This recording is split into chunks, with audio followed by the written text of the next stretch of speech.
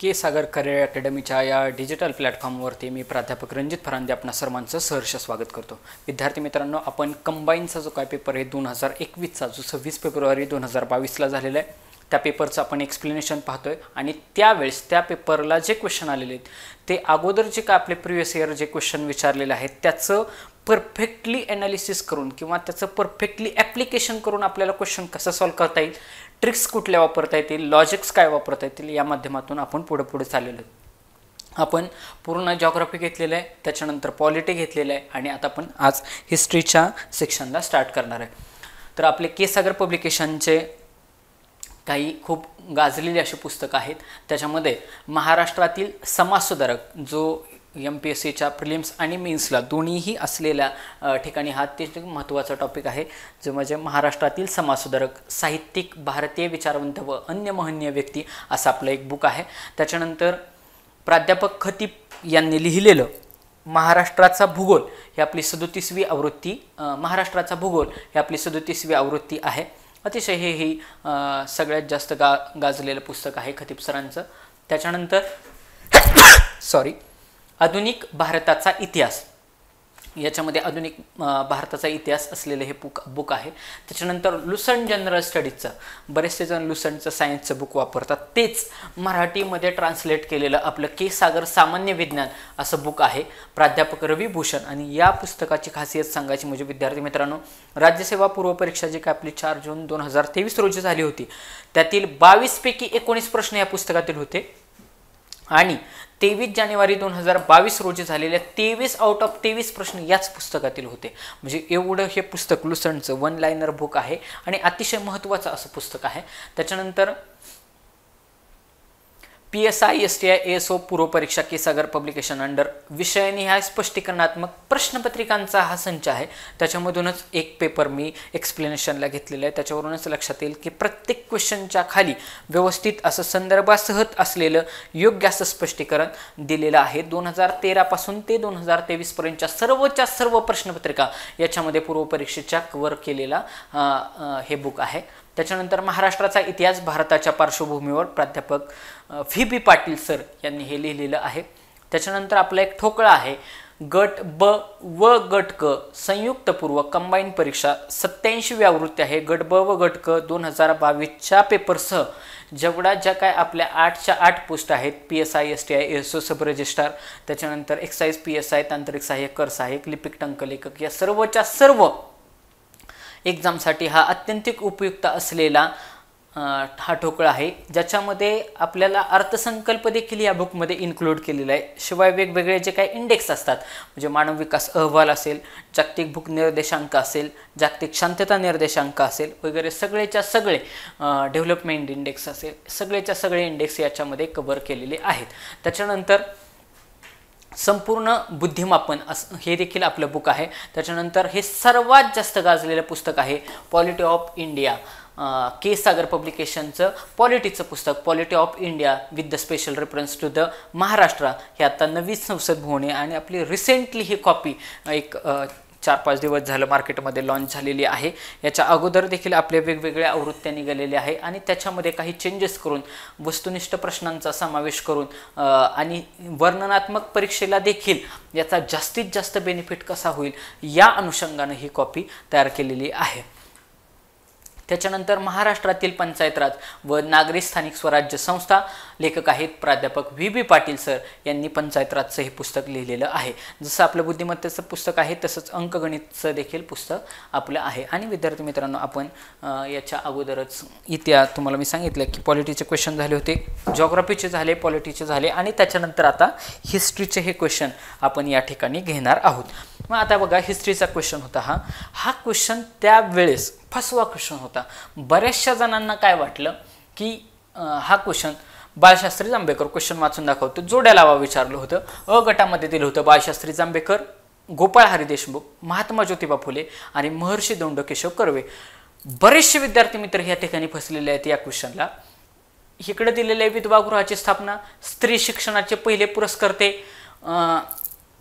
त्याच्यानंतर पुनर्विवाहोत्तेजक मंडळी आणि अनाथ बालिकाश्रम. मग आता ह्या ठिकाणी बऱ्याचशा जणांना असं वाटलं की क ला 2 असण्याचे चान्सेस जास्त आहेत. इथं क ला ऑलरेडी 2 होते. 1 नंबर ऑप्शनला बऱ्याचशा जणांना टिक केलं, उत्तर रॉंग झालं. बऱ्याचशा जणांना काय वाटलं, इथं अनाथ बालकाश्रम दिलं होतं बरं का पेपरमध्ये देताना अनाथ बालकाश्रम इंग्लिशमध्ये जर वाचलं असतं तुम्ही तर तुमच्या लक्षात आलं असतं ऑर्फनेज असं दिलं होतं. ऑर्फनेज. अनाथ बालिकाश्रम जे काय आहे नीट लक्षात घ्या विद्यार्थी मित्रांनो. बालिकाश्रम जो काय आहे अनाथ बालिकाश्रम, हा अनाथ बालिकाश्रम महर्षी धोंडो केशव कर्वे यांनी स्थापन केला होता. पेपर सोडवण्याच्या स्पीडमध्ये ते अनाथ बालकाश्रम बघा नीट लक्षात घ्या. इथं दिले बालिका आश्रम आणि अनाथ बालकाश्रम हे वेगळे. पेपरमध्ये दिलं होतं अनाथ बालकाश्रम. या ठिकाणी बऱ्याचशा विद्यार्थी मित्रांनी वाचलं अनाथ बालिकाश्रम, कारण वेगवेगळ्या पुस्तकांमध्ये ऑलरेडी PYQ येऊन गेलाय. अनाथ बालिकाश्रमची स्थापना कोणी केली तर महर्षी धोंडो केशव कर्वे यांनी केली. पोरांनी ड ला धरलं आणि ऑप्शन नंबर ड ला जिथं 4 दिसतंय तिथं टिक केलं. मी देखील विद्यार्थी मित्रांनो ऑप्शन नंबर 3 ला टिक केलेले, त्याच्यामुळे मला हा MCQ चांगला लक्षात होता. घरी आल्यानंतरच कळलं की बाबा इथं बालिकाश्रम नाही बालकाश्रम आहे. ऑर्फनेज असं मेन्शन केलं होतं इंग्लिशमध्ये, तर ते महर्षी धोंडो केशव कर्वेंनी चालू केलेलं नव्हतं आणि त्याच्यामुळे हा MCQ बऱ्याचशा विद्यार्थी मित्रांचं चुकलेला आहे. आणि त्याच्यामुळे आता जर परत फिरवून प्रश्न जर याच्यावरती आला तर व्यवस्थित बारकाव्याने सोडवायचा.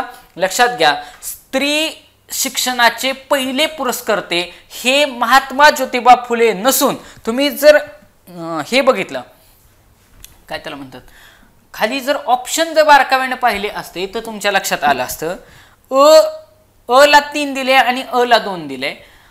आचार्य बाळशास्त्री जांभेकर हे स्त्री शिक्षणाचे पहिले पुरस्कर्ते आहेत. बघा परत जर प्रश्न विचारला की स्त्री शिक्षणाचे पहिले पुरस्कर्ते कोण तर आचार्य बाळशास्त्री जांभेकर आपल्याला कुठंच म्हणजे माझ्या तर वाचनात आलेला नव्हता हा मुद्दा, पण आयोगाने क्वेश्चन विचारलाय कुठनं. आता शेवटी आयोग आहे, हिस्ट्री खूप वाचते तर मग कुठं क्वेश्चन विचारतील सांगू शकत नाही. आचार्य बाळशास्त्री जांभेकर हे स्त्री शिक्षणाचे पहिले पुरस्कर्ते आहेत. याच्यावरून अ ला 2 असलेले 2 ठिकाण होतं, ऑप्शन नंबर 2 आणि ऑप्शन नंबर 3. त्याच्यामुळं ऑप्शन नंबर 1 आणि 4 तर गेला. बरं आता पुढं गोपाळ हरी देशमुख हे पुनर्विवाहोत्तेजक मंडळी त्यांनी स्थापन केली आहे, म्हणजे ब ला 3. ब ला 3 इथं पण ब ला 3 होतं. बघा त्यांनी क्वेश्चन लय मस्त सेट केलेला आहे. आणि महात्मा ज्योतिबा फुले यांनी विधवा गृहाची स्थापना केली होती की महात्मा ज्योतिबा फुले यांनी अनाथ बालिकाश्रमची स्थापना केली होती, याच्यावरती क्वेश्चन होता. मग बऱ्याचशा विद्यार्थी मित्रांना इथं काय वाटलं अनाथ बालिकाश्रम दिले, बालिकाश्रम केलं होतं कर्वेंनी, पण तिथं बालकाश्रम विचारलं होतं, बालक विचारलं होतं.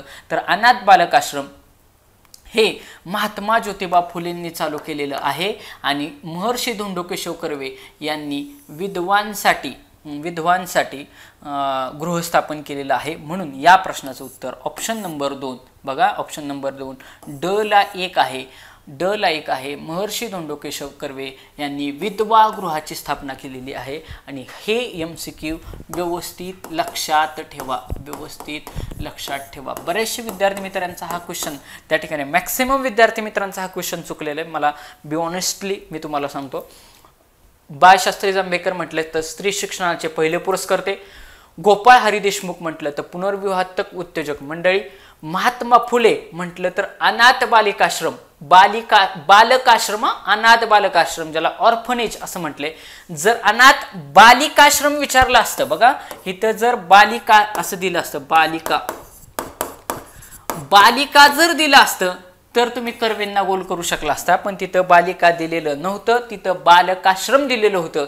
त्याच्यामुळे कर्वे त्याचं उत्तर येणार नव्हतं. क ला 3 आणि कर्वेंना विधवागृहाची स्थापना केली. अशा पद्धतीनं या प्रश्नाचं ऑप्शन नंबर 2 हे उत्तर राहील, हे लक्षात ठेवायचं. पुढचा क्वेश्चन आहे.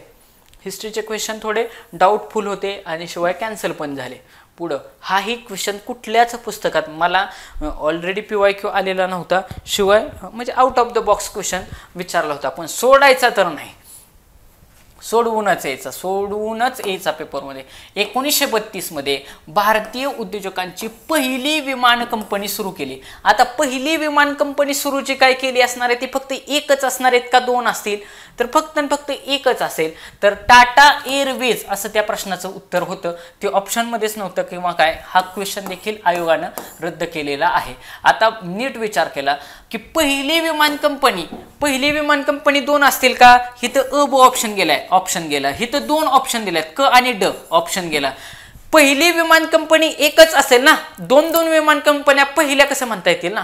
त्याच्यामुळे एक तर क उत्तर असतं किंवा अ उत्तर असतं. तर इंडियन नॅशनल एअरवेज असं तर काय नव्हतं, टाटा एअरवेज असं दिलं होतं. पण मे बी हे टाटा एअरलाइन्स असं काहीतरी असण्याची शक्यता आहे. असं बरेचसे विद्यार्थी मित्र हा क्वेश्चनच कॅन्सल झालेला आहे. ब ऑप्शनमध्ये पण नव्हतं, म्हणजे सिंगल ऑप्शनमध्ये नव्हतं. त्याच्यामुळे मे बी हा क्वेश्चन कॅन्सल झालेला असावा. टाटा एअरवेज ही पहिली विमानधारक कंपनी आहे असं आहे, पण ब ऑप्शनमध्येच नाही आहे. आणि पहिली ही कुठली एकच असणार आहे. त्याच्यामुळे ह्या दोनमध्येच तुम्ही ज्या विद्यार्थ्यांनी त्यावेळेस क्वेश्चनला हिट केलं त्यावेळेस एकतर ऑप्शन नंबर 3 किंवा ऑप्शन नंबर 4ला हिट करायला पाहिजे होतं. क्वेश्चन कॅन्सल झालेला आहे, लक्षात ठेवा. पुढं हाही क्वेश्चन आयोगानं कुठून हिस्ट्रीचे क्वेश्चन आणले होते त्यावेळी काय माहिती नाही. हाही क्वेश्चन हा तशाच पद्धतीला आणला होता. बघा, देशाची खरी उन्नती व्हायची असेल तर प्रथम उन्नत धर्माचा प्रसार झाला पाहिजे. जोपर्यंत धर्मजागृती होत नाही तोपर्यंत खरे यश मिळणार नाही असे यांचे मत होते. मत हे हिथं मत विचारलंय ना, मत हिथं असं विचारलं, असं यांची मते होती असं विचारलंय का? यांचं मत होतं. त्यामुळे कोणत्या तरी एकाच व्यक्तीचं मत असायला पाहिजे होतं असं मला तर तिथं वाटलं. त्याच्यामुळे मी ऑप्शन नंबर ड ला मार्क केलं होतं. त्यामुळे ऑप्शन नंबर 3 ला मार्क केलं होतं. आयोगानं हा देखील क्वेश्चन कॅन्सल केलेला आहे. आता मला सांगा, या ठिकाणी देखील मत हे कोणत्या तरी एकाच व्यक्तीचं असेल ना. मते असं यांची मते होती तर तुम्ही मल्टिपल ऑप्शन दिले असते ना. ऑप्शन नंबर 1 काय म्हणतोय, अ आणि ड. हिथं विचारलंय मत, त्याच्यामुळे हा ऑप्शन येणार नाही. हिथं दिलाय ऑप्शन नंबर अ आणि ब.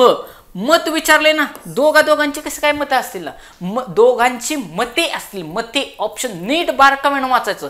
दोन ऑप्शन तर हिथंच इलिमिनेट केले होते. मग आता फक्त ड ला न्यायचं का फक्त अ ला न्यायचं असा माझ्या पुढे तिथे प्रश्न होता. मग आता मी अ वाचला. डॉक्टर भांडारकर डॉक्टर भांडारकर म्हणजे रा. भांडारकर आहेत. बघा नीट ऐका, रा. भांडारकर आहेत. आपल्या हिस्ट्रीमध्ये समाजसुधारक आहेत रा. भांडारकर. पण भांडारकर कोण आहेत हे तिथं तर माहिती नव्हतं. पण डॉक्टर आत्माराम पांडुरंग तरखडकर हे नाव माहितीतलं होतं. मत कोणाचं तरी एकाच असेल ह्या अँगलने मी ऑप्शन नंबर 1 ला त्यावेळी म्हणजे ऑप्शन नंबर 3 ला ड ला मार्क केलं होतं. ज्यावेळेस आन्सर के आली त्यावेळेस आयोगाने अ आणि ड असे दोन्ही ऑप्शन दिले. म्हणजे हे पण म्हणतात हे पण म्हणतात असं पहिल्या आन्सर केनं म्हटलं आणि सेकंड आन्सर केनं डायरेक्ट हॅशच दिला. तर लक्षात ठेवा, ह्या ठिकाणी अजून एक ट्रिक पण होते विद्यार्थी मित्रांनो. लक्षात ठेवा, कोणत्याही व्यक्तीचे नाव, बघा ट्रिक अशी आहे, कोणत्याही व्यक्तीचे नाव जर पूर्ण दिलं असेल, बरं का, पूर्ण नाव जर एखाद्या व्यक्तीचं दिलं असेल ना तर त्या ठिकाणी आयोग उत्तर ठेवण्याचे मॅक्सिमम चान्सेस असतात. आणि ह्या ज्या काही गोष्टी असतात हे इथं आम्ही सांगताना बरं वाटत असतं ऐकायला. पण जोपर्यंत तुम्ही स्वतः त्याचं वारंवार ॲप्लिकेशन करत नाही तोपर्यंत तुम्हाला ते समजणार नाही. म्हणजे चालू पेपरमध्ये तुम्ही तसं अप्लायच करणार नाही, तुम्हाला ते दिसणारच नाही. ते दिसण्यासाठी तुम्ही MCQ सतत आयोगाचे सोडवत असताना ह्या लॉजिक ट्रिक मनातल्या मनात सतत घोळाव्या लागतात. की बाबा एखादं जर पूर्ण व्यक्तीचं डॉक्टर, हे तर डॉक्टर पण म्हणताय आत्माराम पांडुरंग तरखडकर, पूर्ण नाव पण दिलेले आहे, त्या अर्थी उत्तर ड मध्ये असण्याचे चान्सेस जास्त आहेत.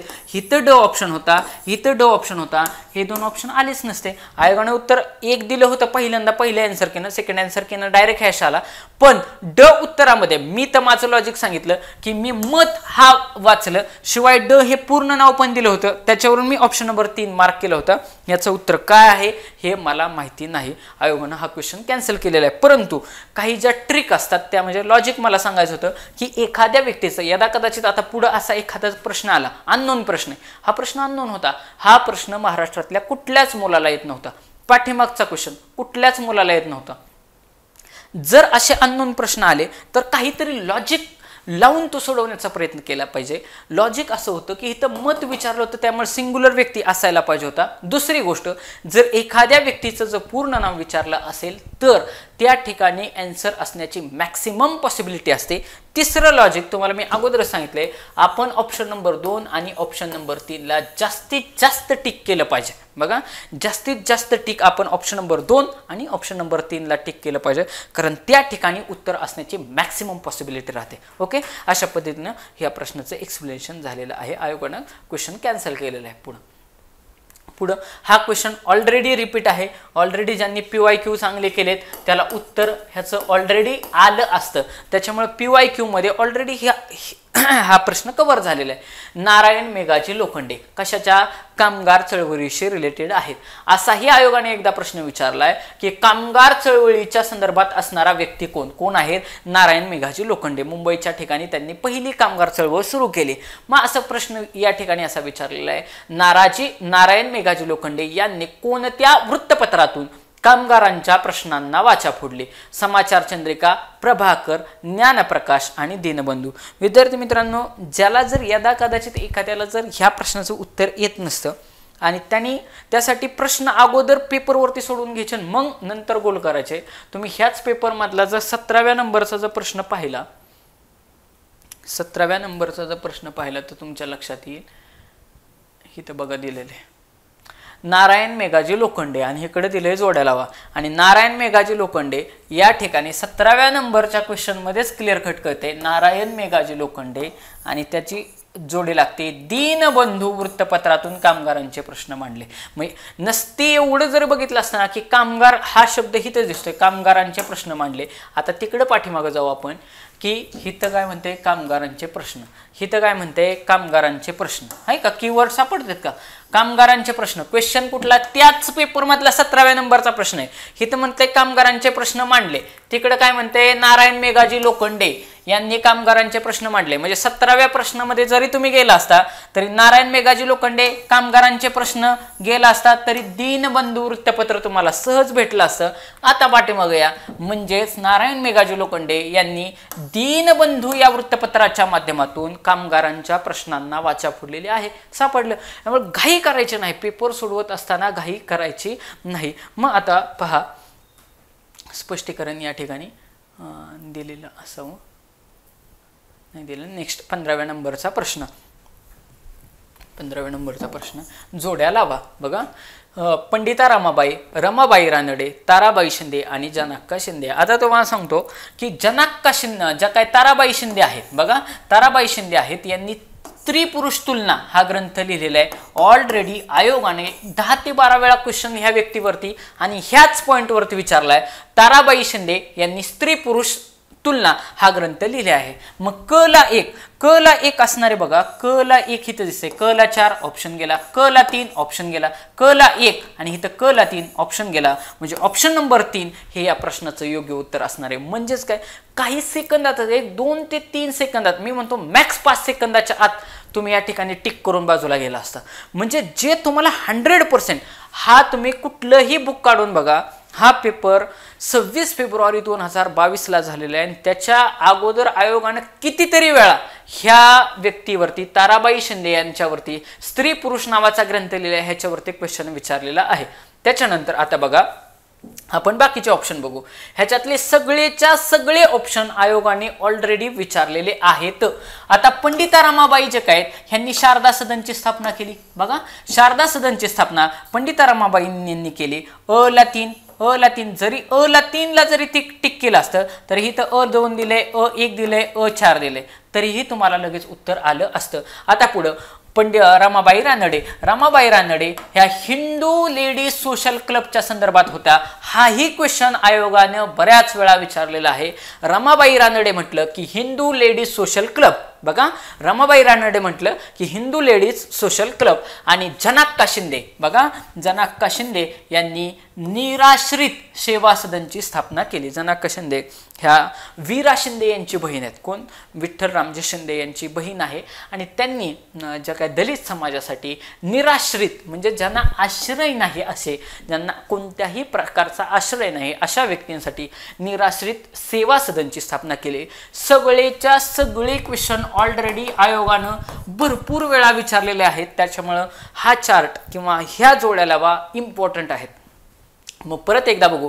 पंडिता रमाबाई म्हटलं की शारदा सदनची स्थापना सगळ्यांना माहिती आहे की सुरुवातीला मुंबईला स्थापना केली होती ना, वर्षभरातच त्यांनी पुणे या ठिकाणी हलवली. Ramabai Ranade Hindu ladies social club, बऱ्याच वेळा आयोगाने इथं पण क्वेश्चन विचारलाय. ताराबाई शिंदे म्हटलं की स्त्री पुरुष तुलना. आणि जनाक्का शिंदे म्हटलं की निराश्रित सेवा सदनची स्थापना. अशा पद्धतीनं हा MCQ सोडवता आला असता. आणि विद्यार्थी मित्रांनो, तिथं एक जोडी परफेक्ट लागली ना, स्वतःवरती विश्वास ठेवायचा आणि 100% पुढे जायचं, जास्त वेळ घालवत बसायचं नाही. मग आता ह्या ठिकाणी एक्सप्लेनेशन सगळं दिलेलं आहे की ताराबाई शिंदे यांनी स्त्री पुरुष तुलना लिहिलेली आहे. बाकीचं आत्ता सांगत नाही. पंडिता रमाबाई अमेरिकेतून भारतात परतल्यानंतर पंडिता रमाबाई यांनी 11 मार्च 1889 साली कुठं? मुंबई इथे देखील आयोगानं क्वेश्चन विचारलेला आहे. शारदा सदनची स्थापना, बघा नीट लक्षात घ्या, शारदा सदनची स्थापना ही मुंबईमध्ये झालेली आहे, पुण्यात नव्हे. 1 वर्षानंतर तिला पुण्यात हलवलेले, एवढं बारकाव्यानं लक्षात ठेवायचं. पंडिता रमाबाई यांनी 1989 साली, बघा पंडिता रमाबाई यांनी 1989 साली मुंबई येथे शारदा सदन नावाची संस्था स्थापन केली. या संस्थेमध्ये निराश्रित विधवा, अनाथ स्त्रिया यांना राहण्याच्या जेवणाची मोफत व्यवस्था करण्यात आली होती. या स्त्रियांच्या शिक्षणाची सोय देखील इथे करण्यात आली होती. आणि पुढं वर्षभरानं म्हणजे किती 1890ला ही संस्था मुंबईहून पुण्यास हलवण्यात आली. मी सांगितलं ना तुम्हाला, अगोदर सांगितलं होतं की ती संस्था 1 वर्षभरात म्हणजे 1889ला स्थापना आहे. हे साल महत्त्वाचं आहे. हे साल महत्त्वाचं आहे. 1989 लक्षात ठेवायचं. मार्च वगैरे नाही लक्षात ठेवलं तरी चालेल. त्यानंतर रमाबाई रानडे यांचं तर आपण बघितलं की हिंदू लेडीज सोशल क्लब यांची आपण स्थापना केली. महाराष्ट्रातील समाजसुधारक जे काय आपलं केसागर पब्लिकेशनचं बुक आहे त्याच्यामधून हे पॉईंट घेतलेले आहेत. पुढचा क्वेश्चन आता लागली 16व्या नंबरचा एक क्वेश्चन राहिला.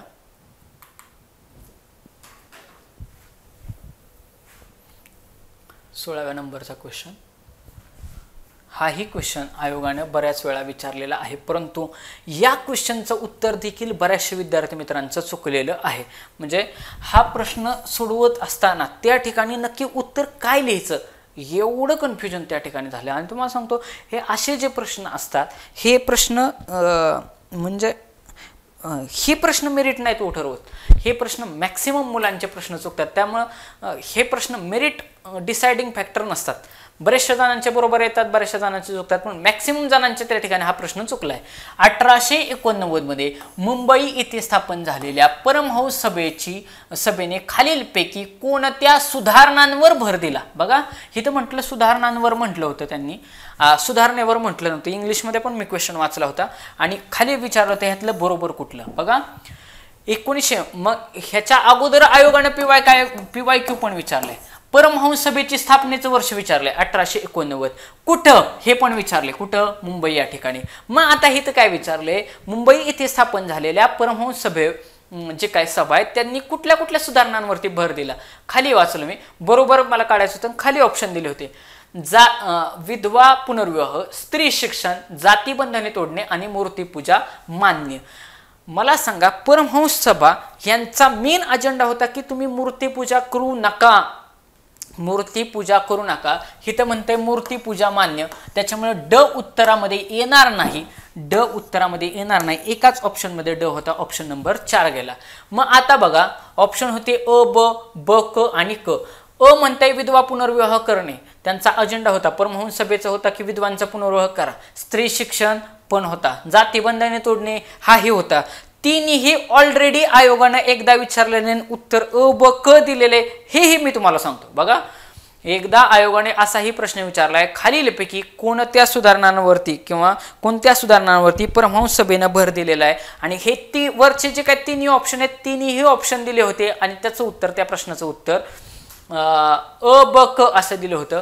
पण याचा हा प्रश्न विचारताना आयोगानं उत्तर फक्त क असं दिलेले, कारण यांचा मे बी प्रश्न विचारताना असा उद्देश असावा की मुख्य भर कोणता आहे. मुख्य परमहंस सभेचा खालीलपैकी कोणत्या सुधारणेवरती मुख्य भर, तर मुख्य भर हा जातीबंधने तोडणे याच्यावरती होता. त्याच्यामुळे ऑप्शन नंबर 3 आणि नीट लक्षात ठेवायचं, हिथं क दिलाय पण आपल्याला ऑप्शन हे आपले 1 2 3 मध्ये असतात, तसल्या चुका करायच्या नाहीत. इथं अ ब क ड दिलेत आणि इकडं ऑप्शन 1 2 3 4 मध्ये दिलेत. बऱ्याचशा वेळा आयोगाला काय होतं, आपण सोडवण्याच्या नादात हिथं स्टिक करतो, क ला स्टिक करतो आणि गोल करताना तिथं प्रश्न जे काय आपले आन्सर बुकलेट आलेले असते त्याच्यात तिथं 3 नंबरला गोल करतो. त्यामुळे चुकण्याचे चान्सेस जास्त असतात. आपल्याला एक गोष्ट लक्षात ठेवायची, बारीक बारीक गोष्ट ही मेरिटपर्यंत पोहोचवत असते. आपल्याला जे आन्सर शीट दिलेले आहे ज्याच्यामध्ये आपण गोल करणार आहोत तिथं 1 2 3 4 असे क्रमांक आहेत, अ ब क ड असं नाही.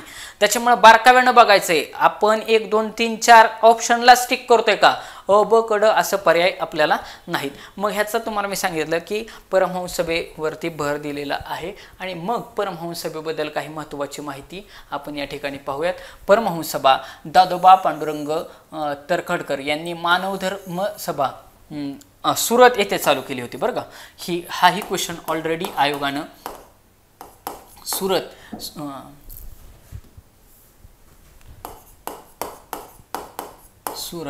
ऑलरेडी आयोगानं हा PYQ विचारलेला आहे की दादोबा पांडुरंग तरखडकर यांनी मानवधर्म सभेची स्थापना कुठं केली, सुरत येथे केली होती.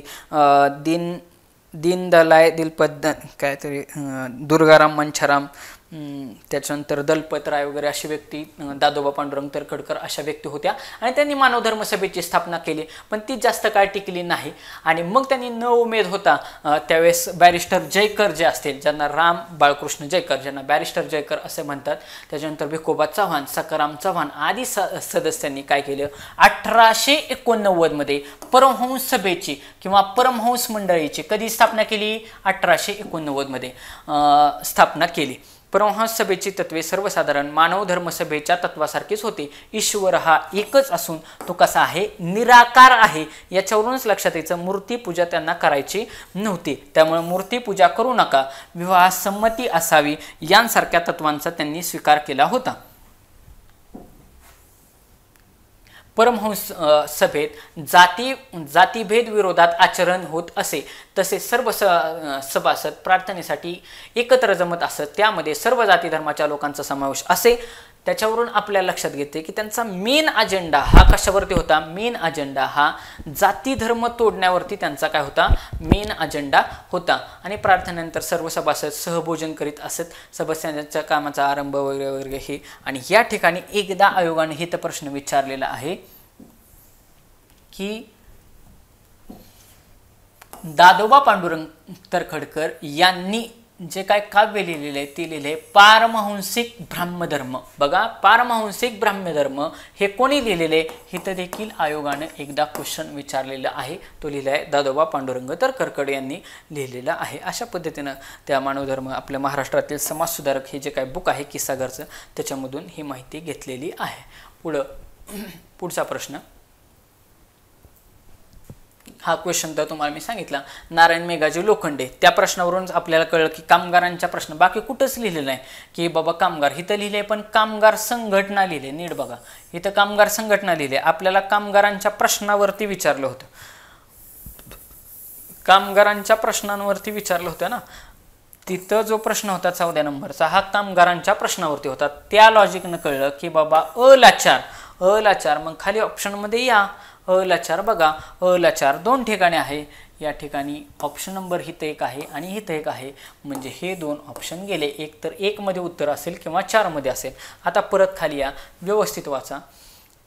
नारायण मेघाजी लोखंडे, महात्मा गांधी, BP वाडिया, लाला लजपतराय ऑलरेडी सगळेच्या सगळे, काय मी म्हणतोय, सगळेच्या सगळे ऑलरेडी क्वेश्चन PYQ मध्ये विचारलेले आहेतच.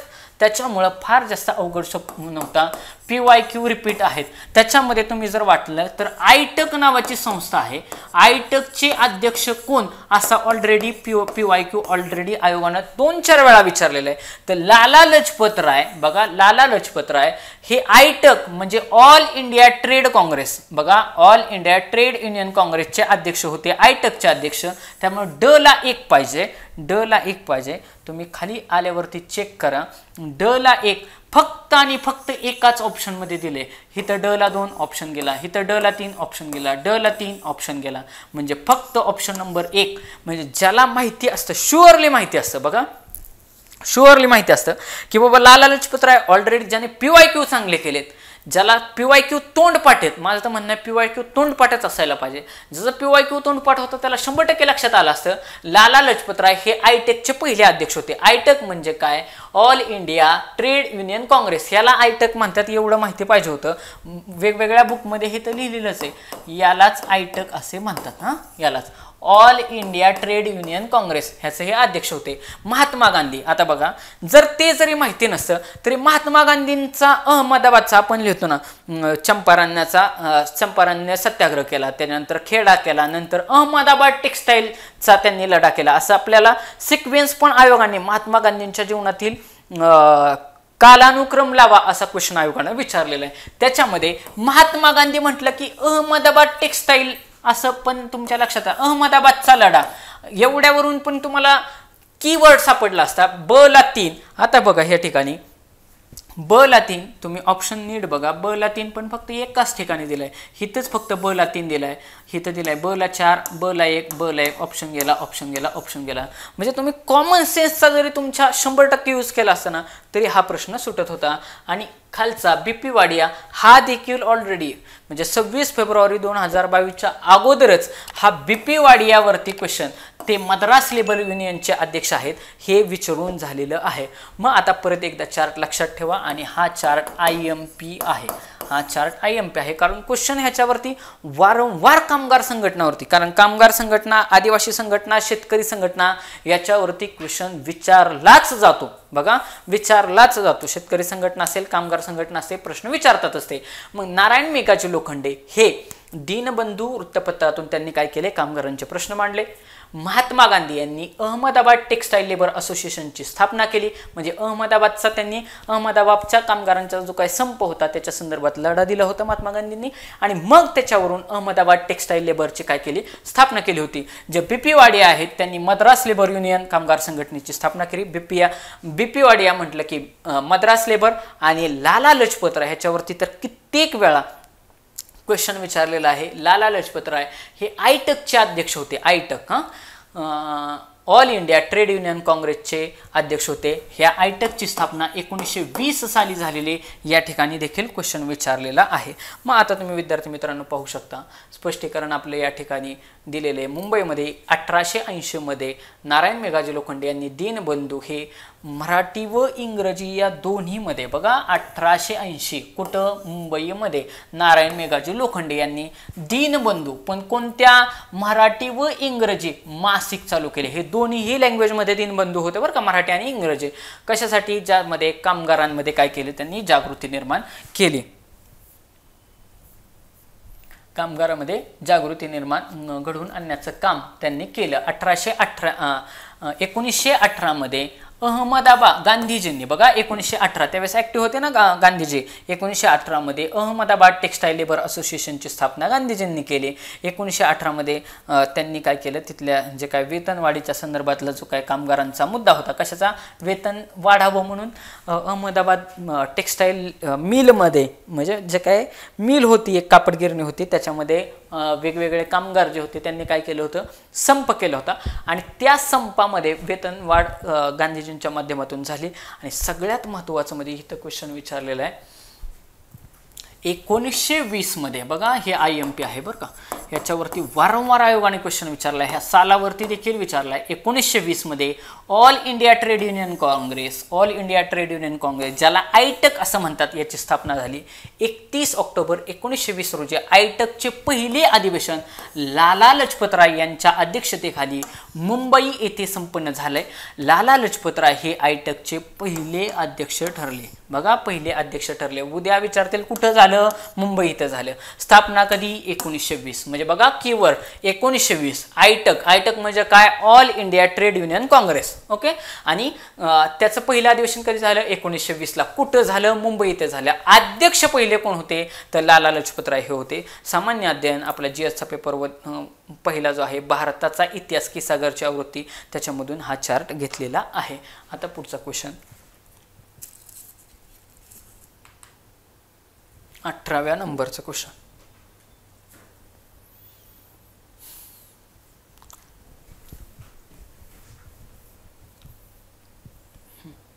हा देखील क्वेश्चन बऱ्याचशा विद्यार्थी मित्रांना त्यावेळी आलेला नव्हता, की म्हणजे हा पॅटर्नच समजला नाही.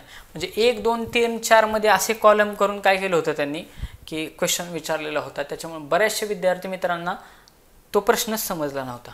आता बघा, वसाहतवादाचे भारतीयांच्या जीवनावरती झालेले परिणाम आणि विचार याच्याबद्दल विधाने जे काय मांडलेले आहेत ते सांगा.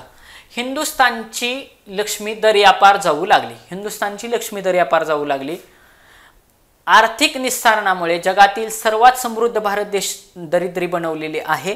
भारताचे आर्थिक शोषण हे खंडणीसारखे आहे. हाती तलवार धरून आपल्या व्यापाराची व्यवस्था लावण्याची वेळ आलेली आहे. ओके. आणि मग ही सगळी मतं अ मत कोणाचं, बघा अ मत कोणाचं, ब मत कोणाचं, क मत कोणाचं आणि ड मत कोणाचं, अशा पॅटर्न. अ मत कोणाचं असं खाली ऑप्शन दिलेत, ब मत कोणाचं असे खाली ऑप्शन दिलेत, क मत कोणाचे असे खाली ऑप्शन दिलेत. म्हणजे वेगळ्या पॅटर्न हा MCQ फर्स्ट टाइम आयोगानं काय केलं होता, सेट केला होता. त्याच्यामुळे प्रश्न कसा विचारलाय, एक तर एवढा मोठा लेंदी प्रश्न, 1 पेज तर ह्या प्रश्नाने भरले होतं. त्यामुळे बरेचसे विद्यार्थी मित्र तर तिथंच हँग झाले. आधीच एक तर जे हिस्ट्री चालू झालं होतं त्यातले 2-3 क्वेश्चन तर तुम्ही बघितले कॅन्सल झाले. त्यामुळे ते प्रश्न ऑलरेडी विद्यार्थ्यांना येत असतील ह्याच्याबद्दल शंकाच आहे. मग असे जरी प्रश्न आले तरी आपण घाबरायचं नाही. लक्ष्मी दर्यापार जाऊ लागली हे मत होतं लोकहितवादींचं. कोणाचं, लोकहितवादी. लोकहितवादींनाच काय म्हणतात, गोपाळ हरी देशमुख. गोपाळ हरी देशमुख यांनाच लोकहितवादी म्हणतात. यांनीच काय केले, प्रभाकरमध्ये शतपत्रे लिहिली होती, बरोबर का नाही. प्रभाकर कोणाचं आहे, भाऊ महाजन खुंटे यांचा. बघा भाऊ महाजन खुंटे यांच्या प्रभाकर वृत्तपत्रामध्ये लोकहितवादी कोण, गोपाळ हरी देशमुख यांनी शतपत्रे लिहिली होती. आणि त्यांनीच सांगितलं होतं की लक्ष्मी दर्यापार जाऊ लागली. एवढा जरी पॉईंट माहिती असता तरी ऑप्शन नंबर 3 ह्या प्रश्नाचं उत्तर असतं. आणि तुम्हाला मी अगोदर सांगितलं आपलं उत्तर अ ब क ड मध्ये असतं का, नाही. एखाद्याने हितटिक केलं असतं तर चाललं असतं का. त्यामुळे मी तुम्हाला व्यवस्थित सांगितलं होतं की तुम्ही लक्षात ठेवा की ह्या ठिकाणी दिले बघा 1, 2, 3 आणि 4. त्याच्यावरून लक्षात ठेवा आपली आन्सर शीट जी काय आहे ही 1, 2, 3, 4 वरती आहे, ना की अ ब क ड. मग लक्ष्मी दर्यापार जाऊ लागली, लक्ष्मी दर्यापार जाऊ लागले हे लोकहितवादी गोपाळ हरी देशमुख यांचं मत आहे. आणि ह्याच गोपाळ हरी देशमुख यांनी महाराष्ट्रभर वाचनालयाची चळवळ चालू केली. बघा महाराष्ट्रभर वाचनालयाची चळवळ कुणी चालू केली, गोपाळ हरी देशमुख यांनी. न्यायमूर्ती होते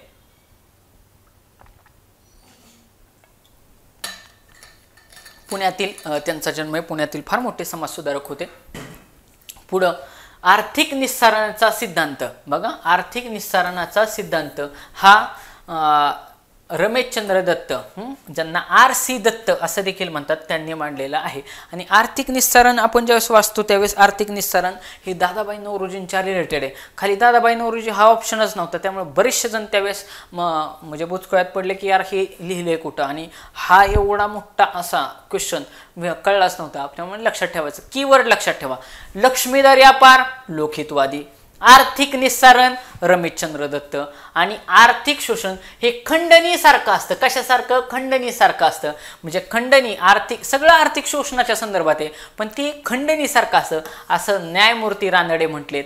आणि हातात तलवार घेऊन आता आपल्याला व्यापाराची व्यवस्था लावण्याची वेळ आलेली आहे असं सर जॉर्ज ऑक्झेंडन यांनी म्हटलेले. म्हणजे हातात तलवार आणि व्यापाराची व्यवस्था, हातात तलवार घेऊन व्यापाराची व्यवस्था लावायची असं कोणी म्हटले, सर जॉन ऑक्झेंडर यांनी म्हटलेले. हे तुम्ही लक्षात ठेवा. अशा पद्धतीनं हा प्रश्न झालेला आहे. पुढचा 19 नंबरचा प्रश्न, दादाभाई नौरोजी यांच्या मते, बघा इथं तुम्हाला मी आत्ता सांगितलं का नाही, निस्सारण कोणी मांडलं होतं? दादाभाई नौरोजी. आणि वरचा जर प्रश्न बघितला तर त्याच्यामध्ये इथं जे निस्सारण दिले आर्थिक निस्सारण, आणि इथं ब मध्ये दादाभाई नौरोजी असा ऑप्शनच नव्हता.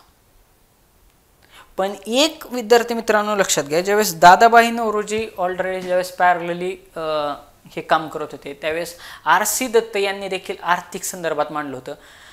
त्याच्यानंतर न्यायमूर्ती रानडे होते, हे देखील आर्थिक संदर्भात मांडत होते. पण प्रश्न कंपॅरेटिव्हली त्यावेळेचा हा टफच होता. हा क्वेश्चन कंपॅरेटिव्हली टफ होता, सहजासहजी सुटण्यासारखा नव्हता. ओके, पुढचा 19 नंबरचा प्रश्न, दादाभाई नौरोजी यांच्या मते टिंबटिंबचे निस्सारण होते, परंतु तेच जर भारतात गुंतवले असते तर मोठ्या प्रमाणात आर्थिक विकास पाहावयास मिळाला असता. गाळलेल्या जागी योग्य पर्याय भरा.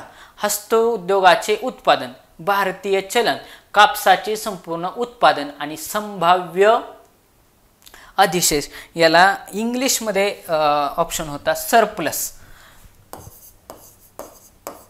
सरप्लस असा ऑप्शन होता, सरप्लस. मग सरप्लस म्हणजे संभाव्य अधिवेश, त्याच्यावरून इंग्लिशमधल्या ऑप्शनवरूनच कळत होतं. कारण ज्यांनी इकॉनॉमिक्स केलं त्याच्यामध्ये सरप्लस हा ऑप्शन वाचण्यामधून जातो. इकॉनॉमिक्समध्ये हे सतत जातं सरप्लस. आता बघा, दादाभाई नौरोजी यांच्या मते टिंबटिंबचे निस्सारण, चलनाचे कुठं निस्सारण होत असतं का? ऑप्शन गेला, ऑप्शन 2 तर गेला. हस्तउद्योगाचे निस्सारण होईल का? हस्तउद्योगाच्या उत्पादनाचे होणार नाही. कापसाचे उत्पादन तर काहीच नाही. म्हणजे लक्षात घ्या, भारतीय ऑप्शन नंबर 4 हे याचं काय आहे? उत्तर आहे. दादाभाई नौरोजी यांच्या मते संभाव्य अधिशेष चे निस्सारण होते, परंतु ते जर भारतामध्ये गुंतवले असते तर मोठ्या प्रमाणामध्ये आर्थिक विकास पाहावयास मिळाला असता, असं या प्रश्नाचं उत्तर राहील. विद्यार्थी मित्रांनो, अशा पद्धतीनं की PYQ कशी वापरली पाहिजे. हिस्ट्री हा कंपॅरेटिव्हली त्यावेळेस टफ लेवलला विचारला होता. पण कोणतेही 2 सेक्शन हे सोपे असतात. जिओग्राफी कंपॅरेटिव्हली सोपं होतं, त्याच्यानंतर सायन्सचा पोर्शन कंपॅरेटिव्हली सोपं होता, आणि मॅथ्स रिजनिंग पण कंपॅरेटिव्हली सोपं होतं. म्हणजे 10 मार्क्स घेण्यासारखं होतं. हिथंच साधारणतः 30 मार्क कव्हर झाले असे. कोणते ना कोणते 2 ते 3 सेक्शन, 2 सेक्शन मिनिमम सोपे असतातच, ज्याच्यामुळं स्कोर हा 100% वरती जातो. कारण त्या 2 सेक्शनमुळं विद्यार्थी 10 ते 12च्या घरामध्ये मार्क घेतात. मग 2 सेक्शनमध्ये जरी 25 मार्क कव्हर झाले एखाद्या विद्यार्थ्याचे, तरी बाकीच्या ह्याच्यामध्ये 50-50 मार्क जरी कव्हर करत गेले तरी बरोबर 50+ स्कोर जात असतो. विद्यार्थी मित्रांनो, हे लेक्चर तुम्हाला कसे वाटतात नक्की कमेंट बॉक्समध्ये कळवा. तुम्हाला जर हे लेक्चर आवडले तर एक नक्की लाईक करा, शेअर करा, सबस्क्राईब करा. धन्यवाद.